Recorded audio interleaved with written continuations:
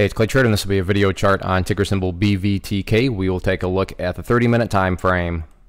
Real quick, what do I mean by 30-minute in case maybe you're new to charts? Instead of each one of these candlesticks here representing 1 day's worth of price action, which is what you would normally see, each one represents 30 minutes. So while this here may look like several days worth of time, it's actually just today's price action broken down into 30-minute time slices.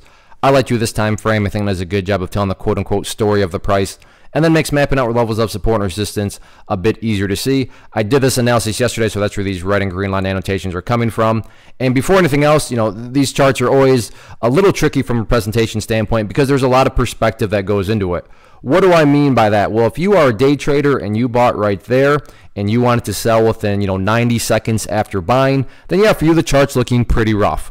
But if you care about the big picture of things, then sure, the price did pull back today. Nobody can deny that. But today, that's 1 day. When you look at multiple days, or in other words, the big picture, the bulls still have plenty of opportunity to build a higher base. And as long as you have higher bases being built over longer stretches of time, that's how those long-term uptrends are constructed. And I'm going to be talking about things from the big picture perspective. So if I sound crazy calling something bullish, my guess would be you just had a much different, strategy and perspective going into the trade. So first, and really kind of case in point here in regard to the big picture of things, is let's just say this happens. I'm not saying it will, but let's just pretend the price actually pulls back some more and then comes down here to this 005 mark and then does something like this where then it starts to head back up. Even at that point in time, what would you have within, again, the grand scheme of things? Well, you'd have a set of lows right here.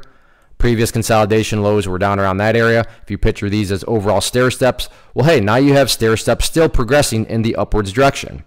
And that's name the game from the big picture perspective. And I realize I'm repeating myself for those of you that have watched, a lot of videos, but that's why I love charting. There's only so much I can say because as long as the chart acts a certain way, in this case, as long as it keeps on building those higher bases like it's been doing, then everything is going to be just fine in the long, term picture of things. Now, shorter term wise, one update that does need to be made is in regard to this 006 level here. I talked about that as support, but a foundational rule in charting states when levels of support are broken and closed below, they do tend to act as resistance. So 006 would now be, you'd expect it to act as resistance, and actually, there we go. This is a perfect example of a support turning into resistance. You can see here on the bounce, several times. That is now where the price is struggling.